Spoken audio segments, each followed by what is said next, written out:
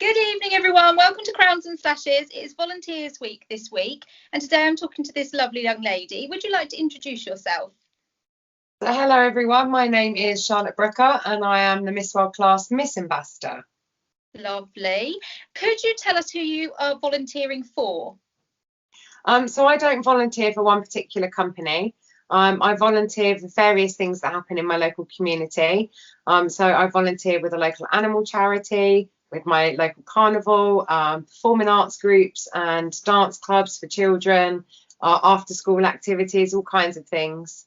You're very busy. I am. I don't stop. I'm not quite sure. At some point, I'm sure it will hit me, but I just kind of ride through and just keep going. It's when I stop that I become tired. I can't sit down and do nothing. How often do you volunteer a week?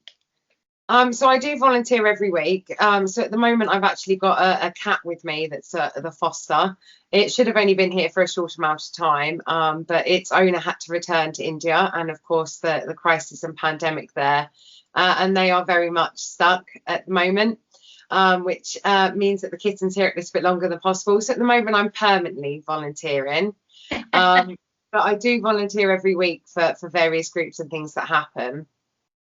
Incredible. I bet your kids love having a cat though.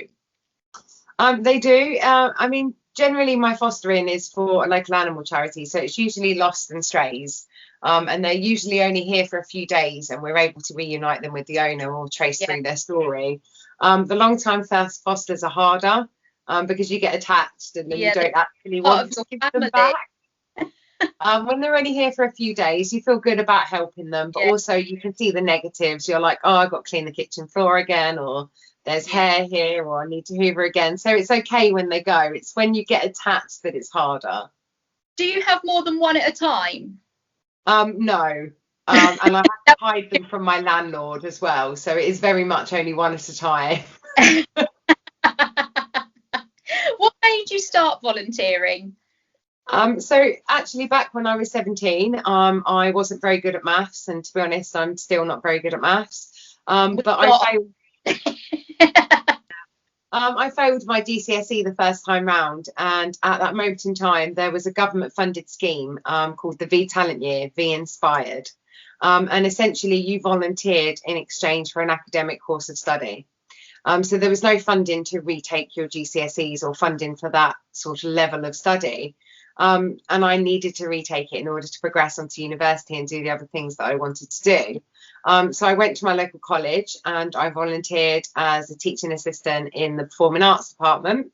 I had already got my dance teacher's qualification from the community work that I do, so that tied in quite nicely. And in exchange, I got to redo my maths GCSE. So I was, from there, I went on to another volunteering programme, which was part of an apprenticeship scheme. So I've kind of been volunteering since I was 17 and I'm 31. So I have been doing it a while. Yeah. Yeah. Do you have a full-time job as well? I do. So I actually work for a charity at the moment. I currently am employed by Age UK.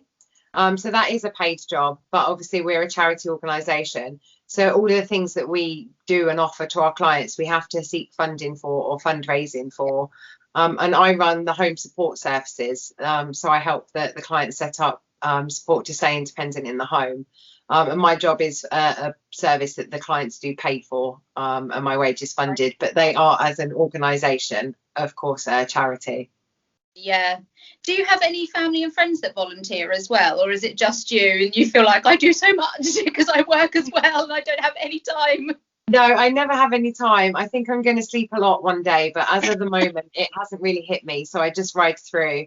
I do know a lot of people that do volunteering for various things. My parents, through my childhood, have both volunteered in various things as well. My dad has a love of performing arts. And he quite often does amateur dramatic shows and stage productions, and he's directed and choreographed productions in the past, and they're all community products that he obviously doesn't get paid for, so that's volunteering. And my mum has been a full-time carer for a couple of people during different stages of my childhood growing up, and obviously she would volunteer her time to help them out as well. So I think it might have been inherited. But also I prefer to keep going and be busy. If I sit down and watch television, for example, it's kind of game over for the day. My body switches off too much. I can't get going again. I have to say, I can't put the TV on during the day. If I'm working, that has to be off, because then I'll be falling asleep. Yeah, I can't. I haven't got a television in the conventional sense. I have Netflix and obviously everything like that, but I haven't got an aerial. I'm definitely not a TV person in that sense. I'd much rather be out doing something. Best way to be.